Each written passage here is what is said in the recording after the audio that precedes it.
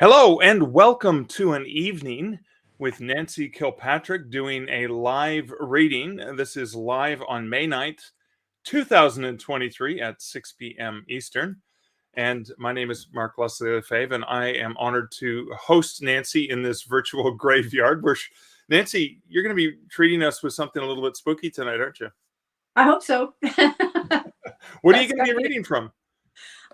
Okay, well, this is my new book, as you know, and I guess everybody who's coming here would know about. And this is what they call a proof. So it's got like a line in the middle that says "cannot be sold" or whatever it says. Not for resale. So basically, you have the cover. So I guess you'll put it up at some point, and people will see the actual cover. So I'm reading a story from this. It's a collection of my stories that are all Lovecraftian, and at some point I better say what Lovecraftian is about. So just for anyone who may just be listening and not really looking, what's the title and when's it coming out? The title is 13+1 Lovecraftian Narratives. Okay.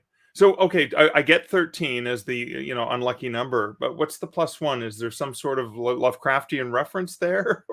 There's a story that is not exactly fitting in directly to the Lovecraftian, but I think it fits in with the elder gods.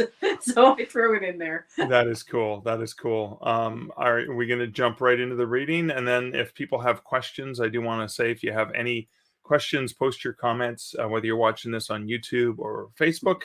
We'll see the questions, and then after Nancy finishes the reading, if there's any questions, we can answer them. Okay. Right. Awesome. So I will let you take the stage. I'll be hiding behind that tombstone over there while you do the reading. Okay. All right. I should just say something about Lovecraft if you're not familiar. He's one of the two biggie underpinnings of the horror genre, and his thing was that one of the big things in Lovecraft is that there are these ancient gods which we can't even comprehend, and they're not exactly like the gods that we generally know in religion, which you'll see in this story. So I'm going to just start reading it. This is the first story, and I'm going to read it hopefully from this book, because I haven't actually gone through it yet. Let's see. It's called A Crazy Mistake. When I began this research, I had no intention of traveling down such a dark and horrifying path. In fact, I was in a relatively good frame of mind, enjoying myself in the mildly cynical, albeit jovial manner I was once known for. I had work, and all was right with my little world, at least for a while. Bottom line, and I have to remember this, I'm just a low-level researcher, someone who scans history, mythology, and legend to find interesting bits that movie directors can use in their science fiction, fantasy, and horror films. I'm the person responsible for discovering ancient lore about such supernaturals as vampires, werewolves, elves, ghosts, dragons, zombies, UFOs, you name it, and digging out factoids from the collective fantasies of the past that can be spun into something fresh and modern, yet still recognizable for the 90-minute scream aimed mainly at fraternities sharing a kegger with sororities, both cliques hoping to get lucky, Sin Grizzly playing as romantic background noise. I have no illusions. My work will never win me a Nobel Prize. I'll never even win one of the Oscars you don't see on television that are given behind the scenes because nobody cares about the researcher or research team. My work is silly, pointless in a way. It's a job, one I try to enjoy, that pays well and probably keeps me from losing my mind, or I used to enjoy it. This madness that's engulfing me now began when I was asked to research early religions for a Tarantino imitation split screen about mummies and space creatures to see if anything in the oldest spirituality humans adopt could be spun into somewhat believable yarns as far back as any apocalyptic invasion from space films and featuring desiccated insectoids and half-naked women. We're an alien experiment, the director chirped excitedly, philosophizing from his near-constant inebriated state. At the best of times, he tends to present ideas that have been headlining tabloids and floating through the universe forever as if he invented them. Aliens are big, Kim. Everybody believes they were here before us and have been for a long time. See if you can find the first women they knocked up. You know, the Amazons or something. My initial reaction should have been, Kev, lay off the small C Coke. But of course, I said nothing like that. This work is my bread and butter. And with the young and restless clawing at my heels, I'm finding myself not as in demand as I once was. Hence, my personal script has become stock phrases, something along the lines of, yeah, Kev, I know exactly where you're coming from. I'm sure I can find something you can use. And so it went. I had the fat contract and the usual 2 weeks to find backstory material for what would ultimately be labeled a low-budget waste of time turkey that goes straight to Blu-ray and on Netflix and Amazon B-Movies list. The day I began the research, I realized I had a huge problem on my hands. A quick search on the net brought up very little, but I did find that not much had been written about the early religions and the women who espoused them, at least not in easily digestible bites that are found virtually. In fact, it seemed humans only started chiseling the details in stone when the patriarchal religion guys took charge. So Franklin, I asked when I phoned my high school best buddy, college boyfriend, now lifelong friend, who is working on his third MA, this one in comparative religions at Miskatonic University in New England. This is more complicated than I thought. Kim, you have no idea. I don't even go there. My area of study is the patriarchal religions. Some people don't even believe there were matriarchies. Do you? A typical Franklin pause, followed by a decidedly oblique answer. Occasionally, an anthropologist will attribute a certain significance to object d'art in matrifocality without applying undue emphasis on female power rule. In English, there are social scientists who believe that some prehistory societies might have had women as heads of the society, but the notion of them as power-oriented hasn't been proven. Okay, so they did exist, and you kind of agree that they did, right? A yes or no answer, please. A qualified yes. What about the Amazons? What about them? Well, they were female rule, right? They were warriors during the classical antiquity, around the time of ancient Greece. There's plenty of information about the Amazons, much of it mythology, but I thought you were looking for early religions. Well, kind of. What do you know about the Amazons? And he told me of virgin warrioresses pre-Xena who wouldn't have anything to do with men until they wanted to breed female children, who cut off their left breast so they could more easily use a bow and arrow or a spear, who were big and tall and strong, and could fight the male of the species the way Kate Beckinsale takes on macho lichens. They've even got their own commemorative genre, he said. After a 10-minute lecture, I figured I'd have enough information that Kev would be thrilled, especially the virgin part. He seemed to have a penchant for virgins. Still, I wanted to do a thorough job. Despite being a hack, I'm always held to a few standards I tried to maintain, so I could look myself in the mirror the morning after the movie premiered. So I can get a book on the Amazons? Easily. Look in the classical mythology section of the library, or better yet, buy a couple of comic books. Snide comments will be not overlooked, my friend, in Franklin-style guffaw. What about a prehistory matriarchies? Where can I get facts about them?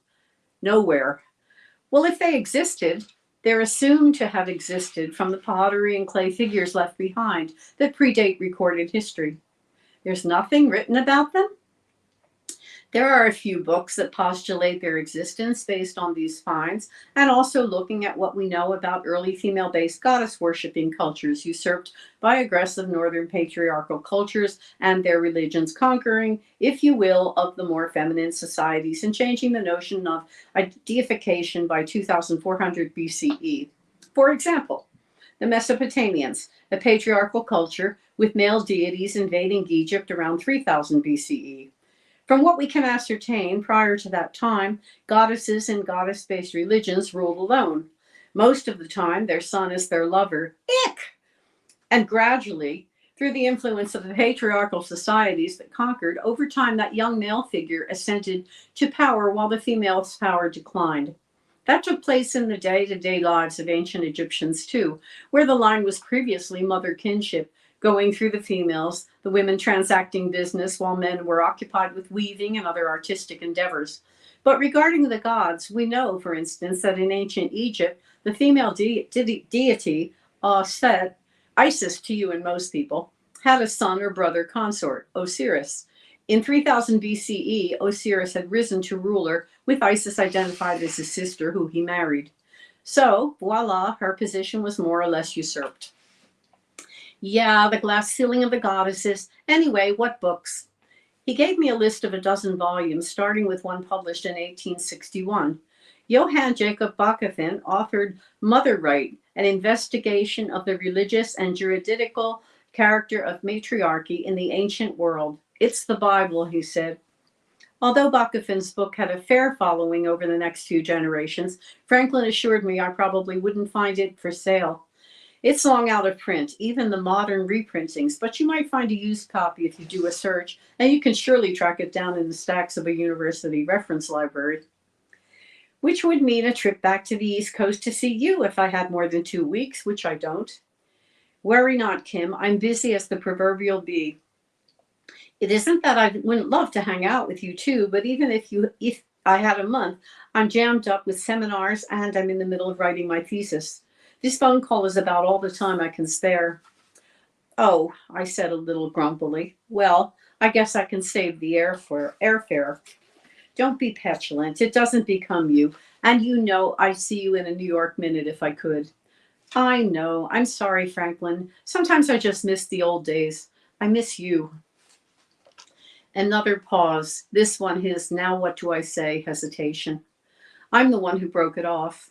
I felt I had to. I'd sculpted him into more father figure and less lover, and I could see I was suffocating with him with my unspoken demands that he be the parent that had abandoned my mother and me when I was a child.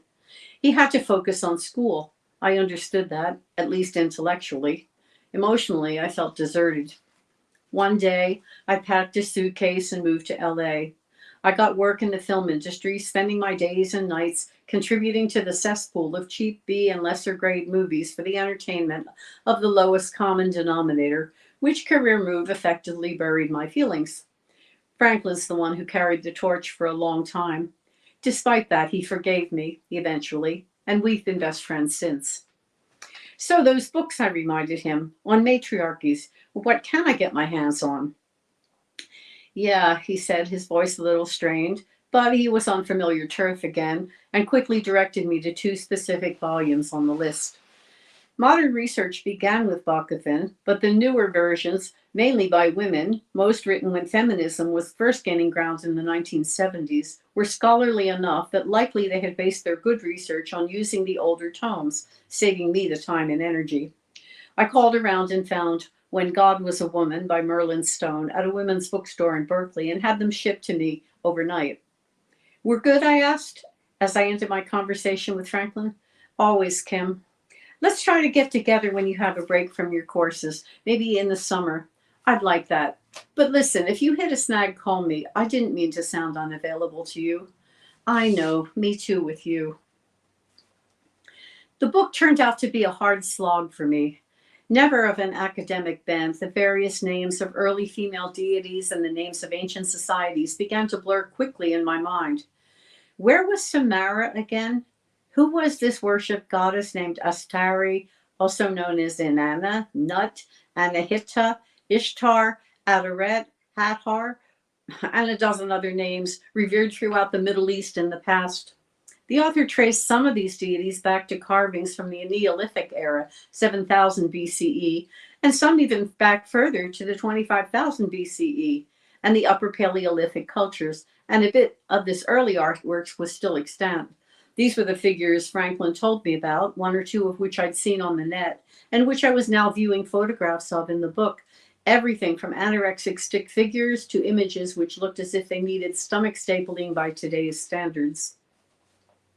They were fairly similar, but for the oldest ones, from 25,000 BCE. Try as I might to make sense of this grossly obese figure with what appeared to be a beehive, not her hairdo, but her head, I could not. The author described it as Upper Paleolithic Venus figure, one of several found throughout Europe and Asia from the same time. The only other images that came vaguely close to was one from Anatolia dating much later, 5750 BCE. But the heads of those earliest found Venus figures did not resemble anything human to me, and I couldn't see a connection to the 3rd century BCE Roman goddess of love and beauty and the exquisite images of her that still exist. I put the book down. Most Paleolithic humans had no connection between them, and we saw what they sculpted in when we saw what they sculpted in clay. But did that seem reasonable? The earliest of the 350 prehistoric cave paintings discovered was radiocarbon dated from 37,000 BCE, and the animals, 99.9% of what our ancestors depicted, look very much like animals that we see today. Still, 12,000 years later, shouldn't artistry have evolved? Why would this later, quote, Venus figure, unquote, with a real beehive be so strangely distorted? Goddess worship, as the books defined the matriarchal spiritual beliefs, was a natural view back then, based on the flesh and blood women who existed. Before fecundity and coitus were understood as leading to childbirth, women were seen as the source of life, since only they could give birth, and the input of males wasn't yet known. Also, women were the main source of food production, so they sustained life too. Despite my lack of academic acumen, I soon became obsessed with prehistoric goddess-worshipping societies and resolved to try to find out more, particularly about the oldest, weirdest images. I kept the movie research to the Amazons, and Kev was thrilled with just knowing they were virgins. Yeah, that's good, Kim, real good. I can use that. The check arrived and was duly cashed, and it allowed me to take some time off work. Standing in line at the bank, a brilliant idea struck. I could spend a few days researching matriarchies. It would be like a mini vacation. And despite Franklin's warning not to bother him, I caught a flight east, heading directly to Miskatonic U's vast research library. I had access to the library through Franklin when I was still his significant other, and neither of us saw much reason to change overlapping library cards and insurance policies. I didn't tell him I was coming, though, but he somehow found out and tracked me down in the stacks. Ken, what are you doing here? And why didn't you let me know? You're busy. I didn't want to disturb you, I said, staring sheepishly up at his so-open, rosy-cheeked face. I'd always loved his sandy hair and eyes. I found them as restful as sandstone sculptures, especially so now after 2 weeks of not seeing the sun while immersing myself in tomes that weighed more than me. For God's sake, Kim, I'm not that busy you couldn't meet for dinner or something, he said, shaking his head at me in that way that always made me laugh. But then he just stared at me the way a doctor examines a patient. You look pale, and you've lost weight. Are you sick?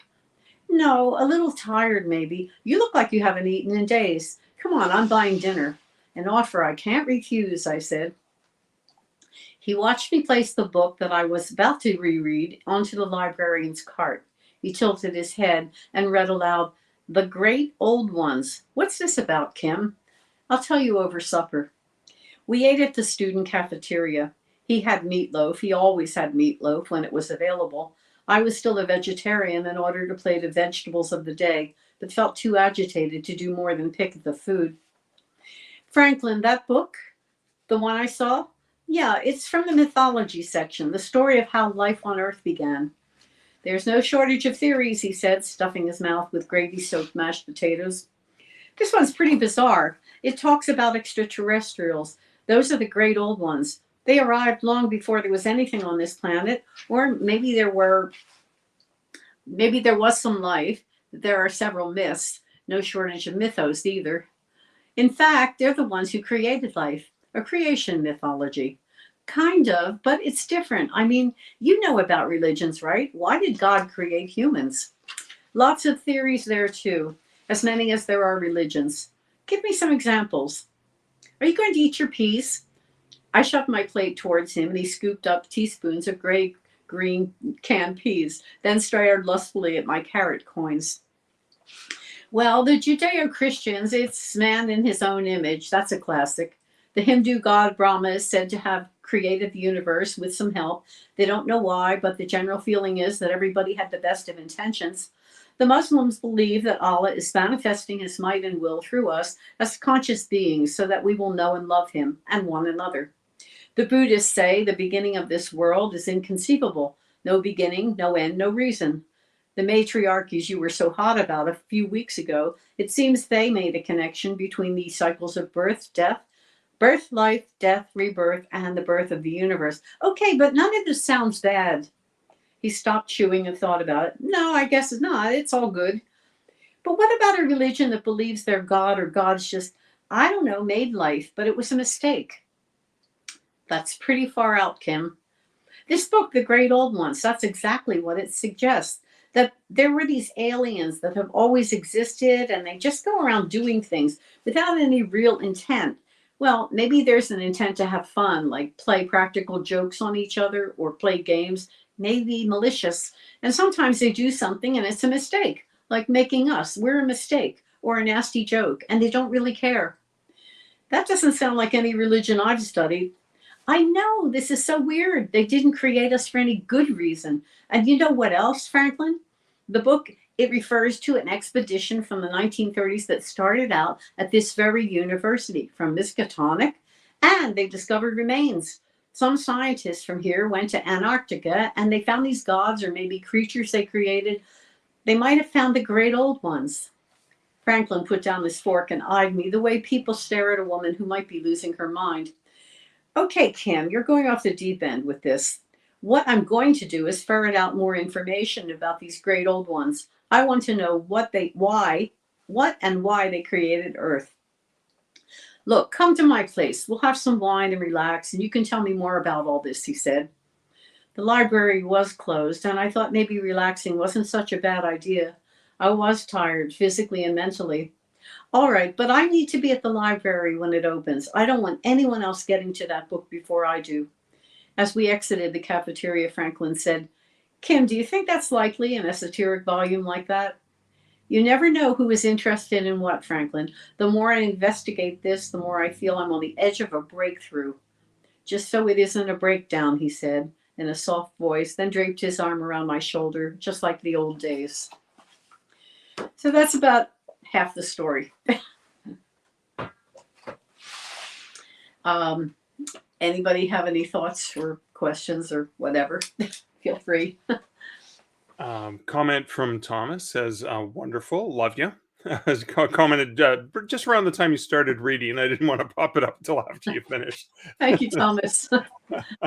I wish I was a better reader, honestly. I'm just not good at this. But so let's talk a little bit about the stories themselves. So are some of them original? Are they reprints of stuff that may have appeared in horror magazines, or how does that work? There's only one that's original, and the others have appeared. The reason I wanted to put it together is because these stories have been published before, but they're published in different places where I don't think people have access to a lot of these places. Like, for example, PS Publishing in the UK, and they usually do hardcovers. So that's not something that everybody's going to be looking for to buy.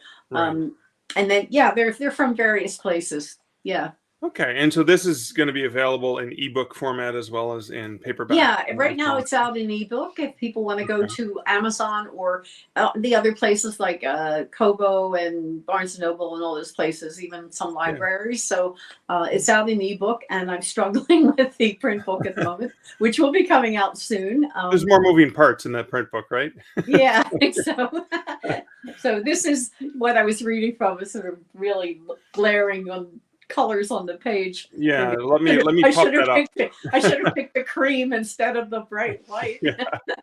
Anyway, that's the book as it looks, and there's an introduction, not really an introduction, but just a foreword by S.T. Jossy, who is probably the world's person who knows most about Lovecraft in the entire world, who's written about him and done many anthologies of stories by people like me. That's awesome. So why is because this is Lovecraftian stories, and that's still a thing, is like, why is Lovecraft still so popular today? That's a strange question, isn't it? But I think some of it has to do with just sort of what's in that story, the idea of existential, what is this, and there's a bleakness to existentialism, what was, very popular I don't know how long ago now, 50 years, 70 years. But Right. yeah, that was a big popular type of writing then. But it was rather bleak. And I think Lovecraft is certainly bleak too, Yeah. because it's this unknowing of what anything is about and why we are here, basically, what we're doing here. His whole notion of the elder gods are these aliens that just are been there forever and will be there forever and do whatever they feel like doing. They really don't care about us the way we are, so we look down and we see some little, tiny baby spider or a little ant or something. We don't even notice them, unless we're Yeah. looking, and we don't care. And people, kill these kinds of insects and so on, without thinking about it. Most people do. And this is what the idea that, these are beings that are bigger than us. And I think as we go and keep looking more and more into the universe, and we get these ability to just really check out the universe and far away from us, as we're sending just to every single planet in our solar system, we're sending something there to take some photographs of. Yes, another dustbin is what it comes down to. They're all dustbins, Of course, or ice. We're waiting for the ice, but yeah, there doesn't seem to be anything even microscopic there, but maybe there, who knows? It's a big universe, and then innumerable stars. We can't even count the many that we've been to the quote edge of the universe, if that has any meaning. So I think, this is something that is pressing on human beings when they get enough food, clothing, and shelter, and comfort, and safety, and love. Then they start thinking about other things out there and what's going on. I mean, we always have done that.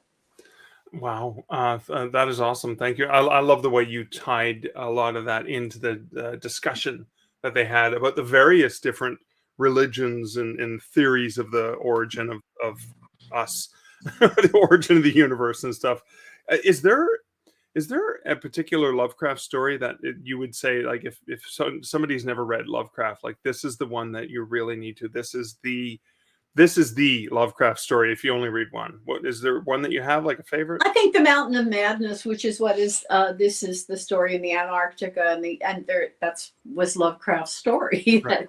This group of scientists and engineers and all so on and so forth went down in the 1930s, and then a smaller group got separated from the main group, and then they found this giant mountain, and then went inside, and it was a cave with these phenomenal, strange creatures inside. So that's a good one to start with. It's certainly accessible. Not all of his writing is as easy to read. So, Yeah. Awesome. and I just wanted to say that the cover of this book, which you'll hold up because I can't, you see the little figure in the middle there. Yeah. That is the actual image that is from 25,000 BCE. There are many of them around the world that have been Right. found with this head that looks like a beehive. I don't think it really is a beehive, but I think it looks enough like a beehive that's why I incorporated it in a story, so that you've got the what is around it is the almost like the weirdness of the cosmos, and the elderly gods in this image, and this little figure there that they created. The idea that they would create, and this is what they did throughout the Lovecraft stories. They created beings that were strange and weird and just creepy, totally creepy, and outside, that they would freak out human beings just because they're so unusual, and not it's not even unusual. It's unusual in a really frightening way. Wow, that is amazing. And speaking of frightening, you've long written dark fiction. I don't know. I can't remember if I've ever asked you what drew you to wanting to write dark fiction, or was it something that were you commanded by some other power to write dark fiction? No, no, I think it's I just the way my childhood was, and just the whole situation was so dark, that I think it was a natural. I didn't get to be that kid that was happy and running around and playing and joyful and all that. So I have to kind of try to do that now, because before it's too late. But yeah, I think it puts you on the dark side a bit. It puts you in a dark frame of mind about things. And I would say people that are of that ilk on the, you know, kind of seeing things that way are more skeptical, and they're the people that will say, yeah, you really mean that? You know, or was that really true? Or, you know, asking the questions because they're not as accepting of just what is said and done. So, Right. Right. yeah, I don't think that answers your question, but that's all I can No, say. it does. It does. It does. And I'm always intrigued as to what draws people to certain genres and things like that. So thank you for that. Where can people find out more about you if they're interested in checking out this new book or any of your other writing? Well, I seem to have a presence all over the place.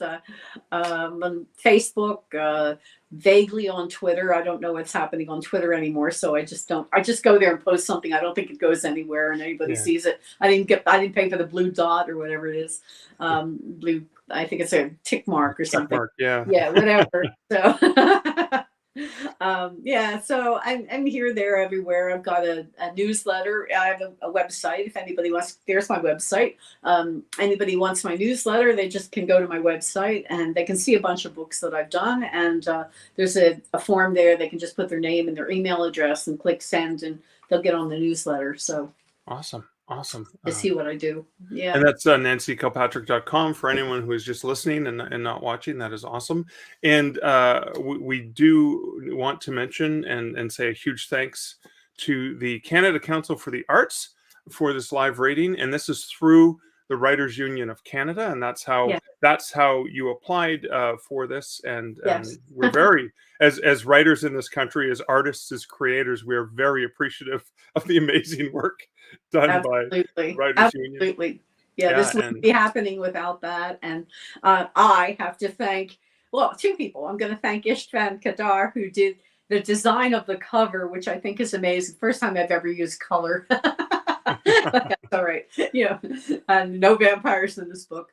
And I need to thank Mark, who, oh, just Mark. You know, it's like, I'm so honored that you know, you never yell at me. I ask him a million questions. He directs me through everything. I go running, Mark, tell me. And he's just the most patient, kind man I've really run into when it comes to just helping people. And he's not just me, he does this with a lot of people. So yeah, thank you, pleasure. Mark, for this. And Well, I have to say, Nancy, you know what? When I reached out as a beginning writer and I asked you for a blurb for my very first book, you did not hesitate to help me and support me. So this is just karma. The karmic value of the universe is coming back. Okay, Awesome. well, thanks anybody who's here and or coming later, perhaps when this is in a you know, taped version that's going to be up on YouTube and on my fan site on Facebook. Thank you Awesome. for being here and taking time out of your day to be here. Great. And thank you, Nancy, for a wonderful reading, and have a great night. Bye.